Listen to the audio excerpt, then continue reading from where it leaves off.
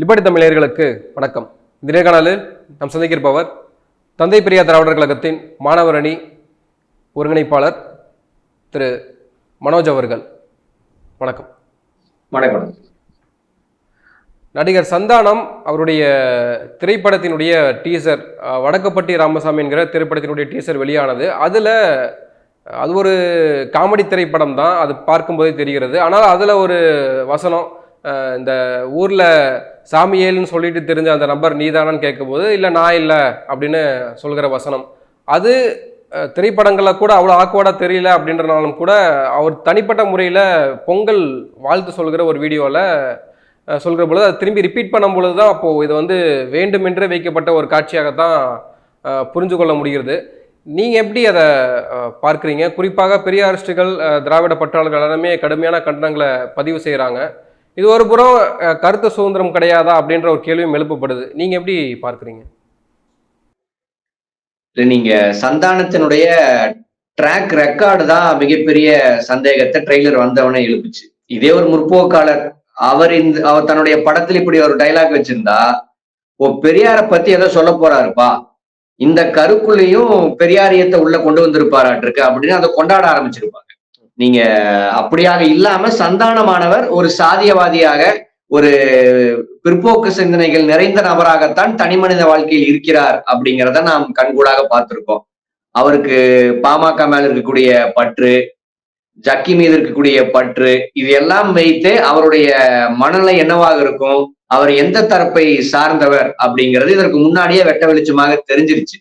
ஆக அப்படியான சூழல்ல தன்னுடைய படத்தில் பெரியார் அவர்களை கோட் பண்ணும் போது இதனுடைய நோக்கம் என்னவாக இருக்கும் அப்படின்னு பொதுவான சந்தேகமானது எல்லாருக்குமே வரும்.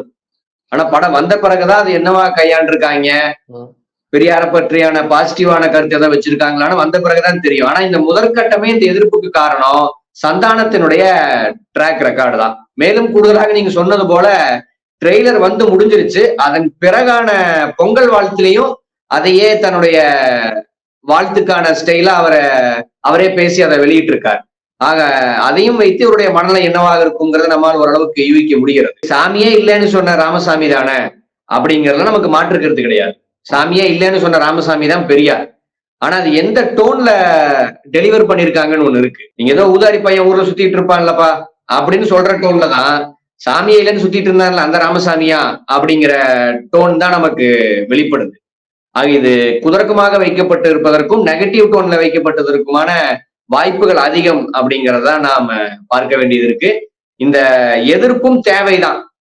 ஒருவேளை படம் வந்த பிறகு இந்த எதிர்ப்பானது பெரிய அளவுல பதிவாகும் அப்படிங்கிறத முன்கூட்டியே உணர்ந்து நீங்க போஸ்ட் ப்ரொடக்ஷன்லயே அதை நீக்குவதற்கான அல்லது பேலன்ஸ் செய்வதற்கான வேலைகளில் அவர்கள் ஈடுபடுவதற்கான ஒரு நெருக்கடியாகவும் இது அமையும் அப்படிங்கிற வகையில் தான் நான் பார்க்கிறேன். இப்போ அண்மையில் நயன்தாரா திரைப்படம் அது பாஜகவினரால் மிகப்பெரிய அளவுக்கு பேசு பொருளாக்கப்பட்டு அது இறுதியாக அந்த திரைப்படம் ஓடிடி தளத்திலேருந்து நீக்கக்கூடிய அளவுக்கு போயிடுச்சு. இப்போது அந்த விஷயத்துக்கும் அதாவது எங்களுடைய உணர்வை புண்படுத்திட்டாங்க, அது உண்மையாகவே இருந்தாலுமே அது காட்டியதுனால அது எங்களுக்கு புண்பட்டுருச்சுன்னு சொல்லி அது நீக்கிட்டாங்க. இப்போ அதற்கும் இப்போ பெரியாரிஸ்டுகள், திராவிட பற்றாளர்கள் இவங்க இப்போ சொல்கிறீங்க இல்லையா, இது நீக்கியே ஆகணும், போஸ்ட் ப்ரொடக்ஷன்லேயே நீக்கணும் அப்படின்னு. அப்போ இரண்டுக்குமான வித்தியாசங்கள் என்ன? இல்ல வேறுபாட்டை நான் சொல்றேன். நாம் சொல்வது இப்படி ஒரு ட்ரெய்லர் வருது, அதையே சந்தானம் பொங்கல் வாழ்த்திலையும் பிரதிபலிக்கிறார். இதை ஒட்டி நம்முடைய கண்டனத்தை சந்தானத்தின் மீதுதான் திருப்புறோம். அது அடுத்து இன்னும் உச்சபட்சமா போய் படம் வந்த பிறகு இந்த காட்சிகள்லாம் இருக்குன்னு வைங்களேன், இந்த படத்தை புறக்கணியுங்கள் தான் ப்ரொபகண்டா பண்ணுவோமே ஒழிய இந்த படத்தையே தியேட்டர்ல ரிலீஸ் பண்ணக்கூடாது, தியேட்டர்ல ரிலீஸ் பண்ணீங்கன்னா தியேட்டரை எல்லாம் கொளுத்தி விட்டுருவோம் அப்படின்னு நம்ம யாரும் சொல்ல போறது கிடையாது. நாம் நம்முடைய தார்மீக எதிர்ப்பை பதிவு செய்யறோம். நீங்க பெரியாருக்கு எதிராக ஒண்ணு வந்தா அதை எதிர்ப்பு தெரிவிக்க வேண்டியது நம்முடைய கடமை அப்படிங்கிற அடிப்படையில் இப்போது நம்முடைய எதிர்ப்பை தெரிவிக்கிறோம். படம் வந்த பின்னரும் இந்த படத்தை புறக்கணிக்கும்படிதான் கேட்போமே ஒழிய நீங்க வலதுசாரிகள் சொல்வது போல பெரிய நெருக்கடி கொடுத்து தியேட்டர்லயே அந்த படம் ஓடக்கூடாது, ஓடிடி தளத்திலேயே அவர்களுக்கு எதிரான படங்கள் இருக்கக்கூடாது அப்படிங்கிற அந்த எல்லைக்கு நாம் போவது கிடையாது. அந்த அளவுக்கு தெளிவானது நமக்கு இருக்கு. இந்த நபர் இவர் தான், இவரை அடையாளப்படுத்திக்குவாங்க அப்படின்னு நம்ம மக்களிடையே இவர் யார் என அம்பலப்படுத்துவதற்கு இதை பயன்படுத்திக்கிறோமே ஒழிய ஆக வலதுசாரிகளுடைய அந்த எல்லைக்கு நாம் போக மாட்டோம் அப்படிங்கறதுதான் உண்மை. இதுல அதாவது இப்போ இது தயாரித்து வெளியிடுகிறது ரெட் ஜெயின் மூவிஸ்னு ஒரு கொஸ்டின் எழுப்பப்படுது. இது வந்து ஏன் சந்தானம் கிட்ட வந்து உதயநிதி பேச மாட்டாரா? ஏன்னா உதயநிதி இப்படி ஏன் தயாரிக்கணும் அந்த படங்களை, அவருக்கு இதற்கு தொடர்பே கிடையாதா? ஏன் சந்தானத்தை வந்து எதிர்க்க மாட்டாரா? அப்படின்ற ஜெய் பீம்க்கு சப்போர்ட் கொடுத்த உதயநிதி அதை எதிர்த்த சந்தானத்தை வந்து கூட்டு பேச மாட்டாரா? அவருக்கான எதிர்வினை ஆற்ற மாட்டாரான்ற கேள்வி இங்க இருக்கு இல்லையா? அதை எப்படி எடுத்துக்கிறீங்க? இல்ல, ஒருவேளை உதயநிதி அவர்கள் இத பார்க்காம இருந்திருக்கலாம், அது ஒரு சினாரியோ. ரெண்டாவது என்னன்னா, நாம் யூகிப்பது போல பெரியாருக்கு எதிராக அங்க எந்த காட்சியும் இல்ல, வெறுமனே போற போக்குல இந்த ஒரு வருஷத்தோட கடந்து போயிடுறாங்க அப்படிங்கிறது உதயநிதி அவர்களுக்கு தெரிஞ்சிருக்கலாம். இது ரெண்டுமே நடக்காம உதயநிதி அவர்கள் தவற விட்டுட்டாரு. பெரியாருக்கு எதிரான படத்துக்கு ரெட் ஜெயின் மூவியே சாதகமா போயிருச்சு அப்படிங்கும் போது படம் வெளியான பின்னர் நம்ம உரிமையாகவே எதிர்ப்பு தெரிவிக்கலாம், உதயநிதியிடம் ஒரு கோரிக்கையாகவே வைக்கலாம். நீங்க ஒரு கட்சியினுடைய மிக முக்கிய பொறுப்புல இருக்கீங்க, நீங்க தலைமை தாங்கக்கூடிய ஒரு தயாரிப்பு நிறுவனத்தில் இப்படி ஒரு படம் வந்திருக்கு, அந்த காட்சியை நீக்குங்க அப்படின்னு 100% நம்முடைய கோரிக்கையை உதயநிதியிடம் நிச்சயம் வைப்போம். இது ரெட் ஜெயின் மூவி தயாரிப்பதாலேயே இதை கடந்து போறோம் அப்படின்னு அர்த்தம் கிடையாது. அப்படி இருந்திருந்தா ட்ரெய்லருக்கே நம்ம எதிர்ப்பு தெரிவிச்சிருக்க மாட்டோம். உதயநிதி அவர்கள் ஒரு வேலை தவற விட்டுருந்தேன், ஏன்னா அவருடைய வேலையானது வெறுமனே ப்ரொடக்ஷன் சைடு கிடையாது. அவர் ஒரு அரசியல் கட்சியினுடைய மிக முக்கிய பொறுப்புல இருக்கக்கூடியவர், அவருக்கான வேலையை ஓட்டத்துல ஓடிட்டே இருக்கக்கூடியவர். இந்த வேலையை வேற ஒரு டீம் தான் பார்த்துட்டு இருக்குமே ஒழிய எல்லாத்தையும் அவர் உட்கார்ந்துதான் பார்ப்பார் அப்படின்னு நம்மளால சொல்ல முடியாது. ஒருவேளை அவர் பார்க்காம விட்டு இது தவறா வந்திருந்தா கூட அதை சரி செய்ய வேண்டிய பொறுப்பு உதயநிதி அவர்களுக்கு இருக்கு. இப்போது நாம் பதிவு செய்யக்கூடிய எல்லா எதிர்ப்புமே அவருடைய பார்வைக்கு நிச்சயம் போய் சேர்ந்திருக்கும். நான் சொன்னது போல போஸ்ட் ப்ரொடக்ஷன்ல அதை நீக்குவதற்கான நெருக்கடியை அவர் நிச்சயம் கொடுப்பார் அப்படிங்கிற நம்பிக்கை இருக்கு. அதற்கு இந்த எதிர்ப்பு நிச்சயம் பயன்படும். அதாவது பெரியாரை இழிவுபடுத்திட்டாங்க, இல்ல பெரியாரை ஒரு இடத்துல வந்து கொச்சைப்படுத்துறாங்க என்பதை சுட்டிக்காட்டி ஒரு நகைச்சுவை நடிகரை மிகப்பெரிய அளவுக்கு ப்ரொபகண்டா பண்றாங்களான்ற ஒரு கேள்வி இருக்கு இல்லையா?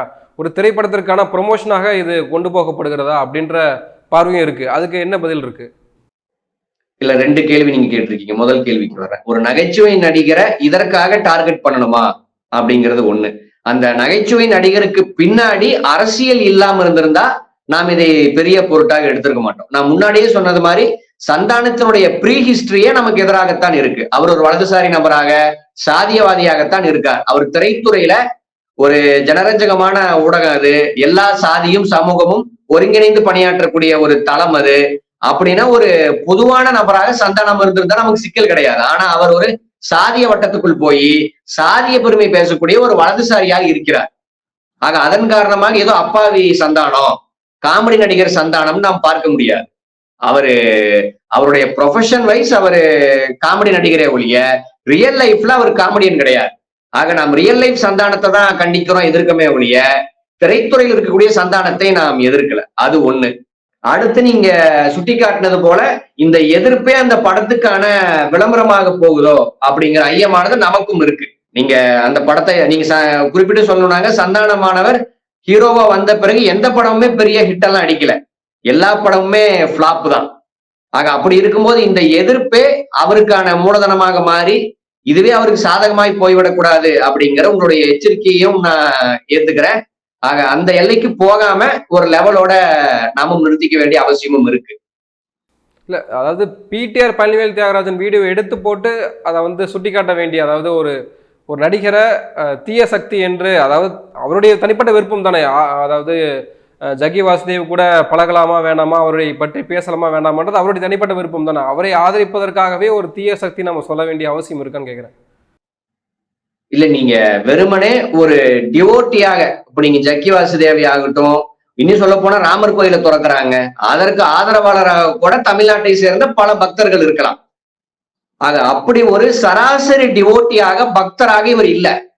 நீங்க பாமகவை, வன்னியர் சங்கத்தை தேர்ந்தெடுத்து ஆதரிக்கக்கூடிய அளவுக்கு நாம் எந்த ஸ்டாண்டை எடுக்க வேண்டும்ங்கிற தெளிவுடையவராகத்தான் அவர் இருக்கார்.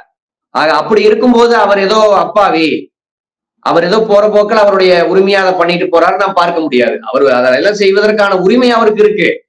ஆனா அதனால் அவருடைய ரசிகர்கள் இருந்து பலரும் இன்ஃப்ளூயன்ஸ் ஆவாங்க. அதை தடுப்பதற்கு சந்தானம் செய்யக்கூடியது ஒரு தவறான வேலை.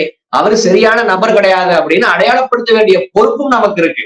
அவரை போய் யாரும் தடுக்கல, நீ ஜக்கி வாசுதேவுக்கு நாளிலிருந்து ஆதரவாளர் இருக்கக்கூடாதுப்பா அப்படின்னு யாரும் சட்டையை பிடிக்கல. ஆனா இதை செய்யக்கூடிய சந்தானத்தினுடைய அரசியல் என்னவா இருக்கிறது அப்படின்னு சந்தானத்தை அம்பலப்படுத்த வேண்டிய பொறுப்பு நமக்கு இருக்கு. நம்ம அம்பலப்படுத்துறதுதான் செய்யறோமே ஒழிய அவருக்கான உரிமையை நாம் எங்கேயும் தட்டி பறிக்கல. இப்போ நடிகர் சந்தானம் ஒரு புறம் விமர்சனத்துக்கு உட்பட்டு அவரை பற்றி விமர்சனங்கள் எழுந்துட்டு இருக்கக்கூடிய இந்த சூழல்ல நடிகர் ரஞ்சித், அதாவது அவருடைய ஒரு டீசர் வெளியாகுது. அவர் தயாரித்து அவர் இயக்கிய திரைப்படம் நினைக்கிறேன், கவுண்டம்பாளையம்னு பெயரிடப்பட்டிருக்கு. அந்த படத்துல பல காட்சிகள், பல வசனங்கள் வந்து சாதி ரீதியாகவும் மத ரீதியாகவும் மாட்டுக்கறி குறித்தும் ஒரு கட்சி குறிப்பிட்டும் காட்சி இருக்கு. அதை நீங்க எப்படி புரிஞ்சுக்கிறீங்க? இல்ல, நீங்க மிலிட்ரியில எல்லாம் இருந்துட்டு வந்தவங்க ரிட்டையர்மெண்ட்டுக்கு பிறகு ஏடிஎம் சென்டர்ல இன்னும் பிற இடங்கள்ல வாட்ச்மேனா போவாங்க. அந்த மாதிரி ஃபீல்ட் அவுட் ஆன நடிகர்கள் எல்லாத்துக்குமே பாஜகவிடம் சரணாகதி அடைந்து அவங்க கிட்ட பொறுக்கி திங்கணும் அப்படிங்கிற ஒரு நிர்பந்தம் வருது. அதன் காரணமாகத்தான் நீங்க ரஞ்சித்துங்கிற நடிகரானவர் பீக்ல இருந்தப்போ அவர் இதெல்லாம் பேசல. இப்போது ரஞ்சித் எல்லாம் ஃபீல்ட் அவுட் ஆகி வேற வேற நடிகர்கள் வந்து சினிமா துறையே வேற தளத்துக்கு போயிருச்சு. ஆக அப்படி இருக்கும்போது இப்போது வந்து இதை பேசுறாருன்னா, இதை பேசுனா இதை ஆதரிப்பதற்குன்னு ஒரு சாதிய கூட்டம் இருக்கும், அதை தனக்கான மார்க்கெட்டாக பயன்படுத்தி கொள்ளலாம் அப்படிங்கிற அந்த யுக்தியாகத்தான் நாம் பார்க்கிறோம். அது எல்லாத்தையும் தாண்டிங்க இவர் ஏதோ நாடக காதல் கதறாரு அந்த படத்துல. ஆனா உண்மையில் இவரே ஒரு திருமணத்துக்கு 2 திருமணம் பண்ணியிருக்காரு. 2 திருமணமே மாற்று சாதியை சேர்ந்த பெண்ணதான் அவர் திருமணம் பண்ணியிருக்காரு. இதுல என்ன கூத்துனா 2மே நடிகைங்க. அவங்க பேரை நான் குறிப்பிட விரும்பல. முதல் பெண்ணை திருமணம் பண்ணி டைவர்ஸ் பண்ணிடுறாரு. அதன் பிறகு 2வது திருமணம் பண்ணிக்கிறாரு. 2வது திருமணம் பண்ண பெண்ணை டைவர்ஸ் பண்ணிட்டு இப்போது முதல் திருமணம் பண்ண, அதாவது ஏற்கனவே டைவர்ஸ் பண்ண பொண்ணோட வாழ்ந்துட்டு இருக்காரு. ஆக நீங்க இப்படி ஒரு கோளாறான வாழ்க்கைக்குள்ள இருந்து கொண்டு இவர் வந்து நாடக காதல்னு அழுதுட்டு இருக்காரு. நீங்க சாதி விட்டு சாதி திருமணம் பண்ணக்கூடிய யாருமே இப்படி 2 திருமணம் பண்ணி 2 டைவர்ஸ் பண்ணி முதல் கல்யாணம் பண்ண பொண்ணோட வாழ்ந்து இப்படியான குழப்பத்தில் இன்றைய இளைஞர்கள் யாருமே இல்லை. நீங்க தந்தை பெரியார் அவர்களுக்கு சார்பாக வருடத்திற்கு நாம் ஒரு 400-500 திருமணங்கள் பண்ணி வைக்கிறோம் படிப்பகங்கள்ல. அதுல ஃபெயிலியர் ஆனது அப்படின்னு பார்த்தா ஒரு 1% 2% இருக்கும். மீதம் இருக்கக்கூடிய அத்தனை பேருமே ஒரு பீஸ்ஃபுல்லான ஒரு நல்ல வாழ்க்கையை தான் வாழ்ந்துட்டு இருக்காங்களே ஒழிய இவர்கள் கற்பனை உலகில் வாழ்வது போல அல்லது இவர்களுடைய வன்மத்தை சமூகத்தில் திணிப்பது போல இப்படியான நாடக காதல் அப்படின்னு எங்கேயுமே கிடையாது. நீங்க யதார்த்தத்தை நினைச்சு பாருங்களேன். உண்மையிலேயே ஒரு பையன் ஒரு பொண்ணை காதலிக்கிறான். அவரு குறிப்பிட்ட ஒண்ணு சொல்றாரு, அதாவது இது யாருக்கு உறுத்தும், இதை பத்தி யார் விமர்சனம் பண்றாங்களோ அவங்கதான் அதை பண்ணிட்டு இருப்பாங்க அப்படின்ற ஒரு குற்ற உணர்ச்சியினுடைய வெளிப்பாடு தான் அது அப்படின்னு சொல்றாருல்ல. இல்ல, நீங்க பெரியார் அவர்கள் தான் சொல்லுவாரு, நீங்க ஒரே ஒரு வீட்டுல இருக்கிறவங்களை மட்டும் இது பத்தினி வீடுன்னு போர்டு வச்சா மீதம் இருக்கக்கூடியவங்க எல்லாம் யார் வீடு அப்படின்னு பெரியார் கேட்பார். ஆக மீதம் இருக்கக்கூடியவன் சண்டைக்கு வந்தா, ஓ அப்படின்னா உன் வீடு அந்த வீடா அப்படின்னு கேட்டா எப்படி இருக்குமோ அப்படிதான் இவனுடைய வாதம் இருக்கு. நேரடியாக நீங்க ஒரு குறிப்பிட்ட கட்சிய குறிப்பிட்ட சமூகத்தை எதிரானதா சித்தரிச்சுட்டு அதற்கு ஒரு தார்மீக எதிர்ப்பை பதிவு செய்யும் போது, ஓ நீங்க அப்படியா, அதனாலதான் உங்களுக்கு கோபம் வருதா அப்படிங்கிறது ஒரு மொக்கையான கோமாளித்தனமான வாதம். நீதான் ஓசிகா தலைவர்னு அத படத்துல சொல்ற, நீ என்ன சொல்ல வரன்னு கூட எங்களால புரிஞ்சுக்க முடியாதா?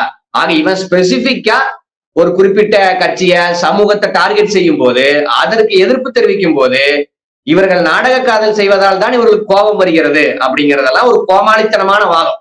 நீங்க இதுல ஏதாச்சும் லாஜிக் இருக்கா? நீங்க ரஞ்சித்தை நான் ஒரு கெட்ட வார்த்தை சொல்லி திட்டுறேன், ரஞ்சித்துக்கு கோபம் வரும். கோபம் வரும்போது ஏப்ப உனக்கு கோபம் வருது, நான் சுட்டி காட்டினது போல உன்னுடைய ரிலேஷன் அப்படியா அப்படின்னு நான் கேட்டா எப்படி இருக்கும்? திட்டுறது திட்டிடுவேன், அதுக்கு ரியாக்ட் பண்ணா நீ ஏன் ரியாக்ட் பண்றேன்னு கேட்டா எப்படி இருக்குமோ அப்படிதான் இந்த வாதமும் இருக்கு. நீங்க அது எல்லாத்தையும் தாண்டிங்க நீங்க குறிப்பிட்டு இந்த படத்தினுடைய ட்ரெய்லரை கோயம்புத்தூர்ல உட்கார்ந்து ரிலீஸ் பண்றாரு அப்படின்னா அவர் கொங்கு மண்டலத்தை மையப்படுத்தி அங்க ஒரு மார்க்கெட் இருக்கு அப்படிங்கறது தான் அவர் மைண்ட்ல வச்சிருக்காரு. நம்மால் புரிந்து கொள்ள முடிகிறது. இது எல்லாத்தையும் தாண்டிங்க ஊர் உலகத்துக்கே தெரியுங்க. நீங்க எடப்பாடி ஆட்சி காலத்தில் பொள்ளாச்சி விவகாரமானது பூதாகரமாயி நீங்க அங்க எத்தனை பெண்கள் நாசமாக்கப்பட்டாங்க அப்படிங்கிறது எல்லாத்துக்குமே தெரியும். இதுல என்னன்னா அந்த கிரைம்ல ஈடுபட்ட அத்தனை பேருமே கோவையில் இருக்கக்கூடிய அந்த குறிப்பிட்ட ஆதிக்க சமூகத்தை சேர்ந்தவங்க. பாதிக்கப்பட்டதிலும் பெரும்பான்மையானோர் அந்த சாதியை சேர்ந்தவங்க தான். அப்படின்னா நீ இதை பத்தி எல்லாம் படம் எடுக்கணும். நீங்க எங்க நாடக காதல் நடத்தி இத்தனை பெண்களை யாராச்சும் ஏமாத்திட்டாங்களா? அப்படி ஏதாச்சும் ட்ராக் ரெக்கார்டு இருக்கா? கேசஸ் இருக்கா? எதுவுமே கிடையாது. ஆனா பொள்ளாச்சி விவகாரத்துக்கான அத்தனை ஆதாரங்களும் இங்க இருக்கு அப்படின்னா அதை ஒட்டி படம் எடு. அப்படின்னா உன் வீட்டு பெண்களை நாசமாக்குனது உன் வீட்டு பையன் தானே. அதை பத்தி பேசுறதுக்கு வக்கு இல்லாம நீங்க எவனோ எழுதி வச்ச கட்டுக்கதைய ஸ்கிரீன் பிளேவா மாத்தி அதன் மூலியமா கல்லா கட்டலாம் அப்படிங்கிறது ஒரு பச்சையான அயோக்கியத்தனம் அப்படின்னு தான் சொல்ல வேண்டியது. குறிப்பா மாட்டுக்கறி குறித்து ஒரு அருவருப்பான காட்சி வருது. அந்த காட்சி திட்டமிட்டே, அதாவது சாதியவாதம் பேசுகிறவங்க மாட்டுக்கறியை பற்றி இருக்கக்கூடிய புரிதல் அப்படின்றது நீங்க எப்படி எடுத்துக்கிறீங்க? இல்ல, இவனே சொன்னது போல உங்களுக்கு ஏன்பா கோவம் வருது அப்படின்னு ஒரு வார்த்தையை கேட்டான்ல. ஏன்டா நீ காட்சியிலேயே மாட்டுக்கறி சாப்பிட்றவங்கன்னு சொல்ற, அப்படின்னா மாட்டுக்கறி சாப்பிடக்கூடியவங்களை சுட்டி காட்டிதான் அந்த காட்சியை வைக்கிற. அப்படின்னா இன்டென்ஷன் என்னங்கிறது ரொம்ப கிளியரா இருக்கு இல்லைங்க. மாட்டுக்கறி யார் சாப்பிட்றா? அது எந்த சமூகத்தினுடைய உணவா இருக்கு? பொதுவா எல்லாருமே சாப்பிட்றாங்கன்னு வைங்களேன். பார்ப்பன வீட்டு பசங்களும் தலையில முக்காடு போட்டு போய் மாட்டுக்கறி சாப்பிட்றதெல்லாம் களத்துல இருக்கு. நான் பொதுவா சொல்ற ஒரு சமூகமாக பார்க்கும்போது இவர்கள் தான் மாட்டுக்கறி சாப்பிடக்கூடியவர்கள் அப்படிங்கிற ஒரு முத்திரை குத்தி வச்சிருக்காங்கல்ல. அதை நீ மனசுல வச்சுட்டுதான் இந்த டைலாக் நீ உள்ள வைக்கிறேன்னா நீ யாரை குறிப்பிடுற, உன்னோட இன்டென்ஷன் என்ன அப்படிங்கிறது பட்டவர்த்தனமா தெரியுது. ஆக ஒரு சாதியவாதியாக தன்னை காட்டிக்கொண்டு அதன் மூலியமாக சாதியவாதிகளுடைய பணத்தை பிடுங்குவதற்காகத்தான் இப்படி ஒரு படத்தை எடுக்கலாம் அப்படின்னு தான் சொல்ல வேண்டியது. அந்த சாதிவாதம் பேசுறதுல மாட்டுக்கறியும் வந்துருது இல்லையா? அப்போ மதவாதம் அந்த இடத்துல வெற்றி பெறுதுன்னு தானே அர்த்தம்? கண்டிப்பா 2 பேர்த்துக்குமே அது பொருந்தும். நீங்க இவன் சார்ந்து இருக்கக்கூடிய இந்து மதத்திலேயே குறிப்பிட்ட மக்கள் மாட்டுக்கறி சாப்பிடக்கூடியவங்க இருக்காங்க, மாற்று மதத்தை சார்ந்தவர்களும் இருக்காங்க. ஆக ஆரிய பார்ப்பனியர்கள் பொறுத்த வரைக்குமே சாதியவாதிகளை பொறுத்த வரைக்குமே 2 பேருமே அவங்களுக்கு எதிரி தானே. 2 பேர்த்தையும் ஒரே கண்ணோட்டத்துலதான் பார்ப்பாங்க. அந்த வகையில் 2 பேர்த்தையும் சேர்த்துதான் இவங்க குறிப்பிடுறாங்க அப்படின்னு தான் நான் புரிஞ்சுக்க வேண்டியது. நன்றி, நிறைய விஷயங்களை பகிர்ந்துக்கிட்டீங்க. உங்க நேரத்துக்கு மிக்க நன்றி. நன்றி.